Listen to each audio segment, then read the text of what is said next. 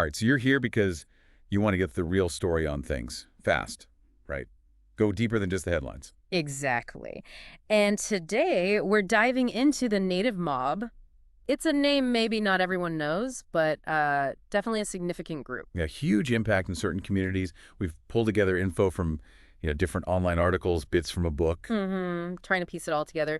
The idea is to really understand the core stuff, where they came from, what they actually do, how far their reach goes. Okay, let's jump in. Origins. Our sources seem to agree it kicked off back in the 1990s. That's the time frame, yeah. The 90s. But it wasn't just one spot, was it? It sounds like roots were popping up in a few places around the same time. That's a really key point. We see Minneapolis, Minnesota mentioned a lot. Right, the Twin Cities area. But also places further west, like into South Dakota, Rapid City specifically, Okay. and even further out, like Colorado. Denver comes up. Wow, so Minneapolis, South Dakota, Colorado. Right from the start. That's interesting. It is, isn't it? It makes you wonder, like, was it coordinated somehow? Or just similar conditions leading to the same thing in different places? Good question. Yeah. And they've definitely stayed active since then. We're talking 90s right up to, well, now. Pretty much present day, yeah. And territory-wise, the Midwest seems to be the heartland. Mm. Minnesota, North Dakota especially. That's the core, for sure. But yeah, the info shows activity keeps popping up in South Dakota and Colorado, too. Uh-huh. And something that really stands out is this consistent presence within tribal communities, starting back in the 90s, but also reports mentioning the late 2000s specifically. So a deep connection there. That seems crucial to understanding them. Absolutely. We need to keep that in mind as we, unpack the rest. Definitely. And there are specific places mentioned as hubs, right? Like operational centers. Yeah, Cass Lake in Minnesota comes up. That's on the Leech Lake Indian Reservation. Okay. And also the Shakopee and Mdewakanton Sioux community. But not just reservations. They're in cities, too. Oh, yeah. The Twin Cities are definitely an operational hub. Plus other spots in Minnesota like Nadawash and Prior Lake. So a mix of reservation and urban settings. Exactly. And then it stretches out, Rapid City, South Dakota, like we said, and Mandan in North Dakota. Mandan. That name rings a bell from the notes. Wasn't that linked to something specific? It was.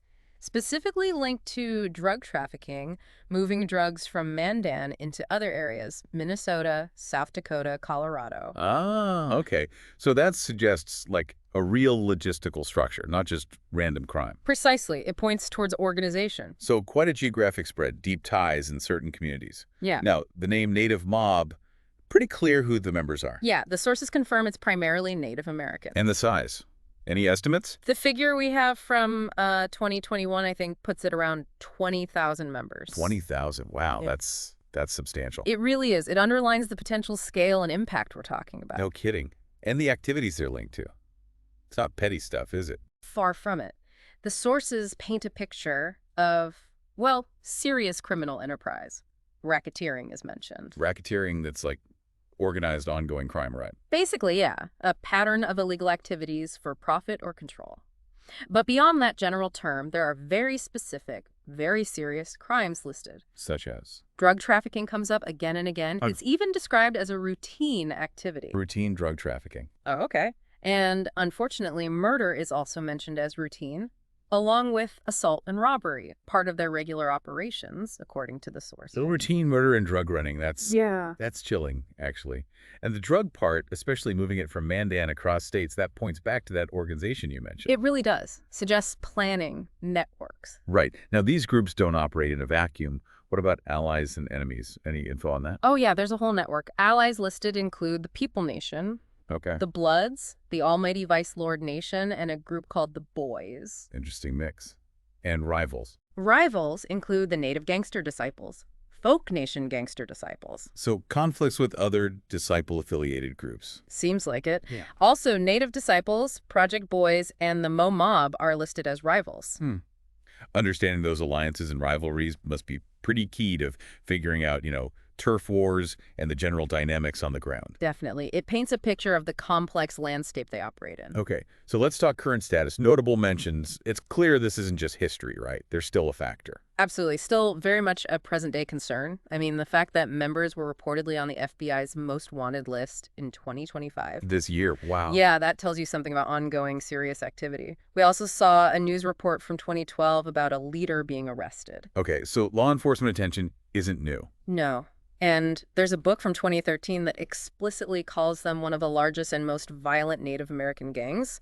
It mentions their activity in Minnesota, Wisconsin, Colorado, South Dakota, reinforces that multi-state reach. That 2013 book description, largest and most violent, really sticks with you. And it's not just older stuff. You said a criminology book from 2015 mentions them too. Correct.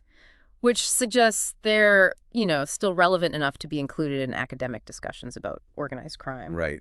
And didn't you mention something earlier about 2013 being significant for expansion? Yes, good catch.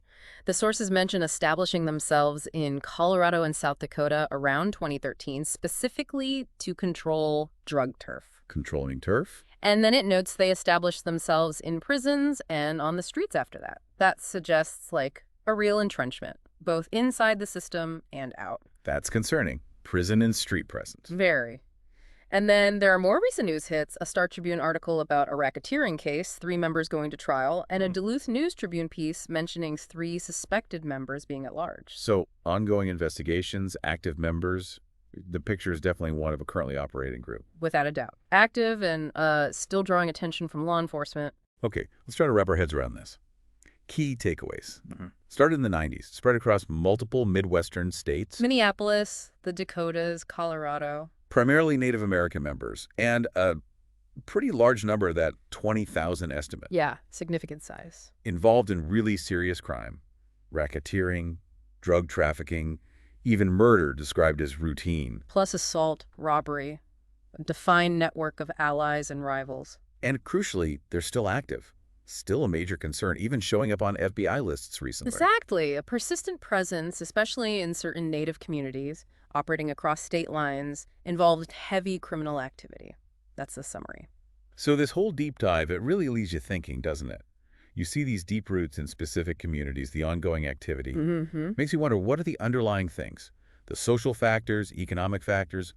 What keeps feeding this? Yeah, what contributes to the persistence, the reach? And maybe even more, what are the real complexities in trying to address this, especially within those specific communities, given all the history and context? It's definitely not simple. There are no easy answers there.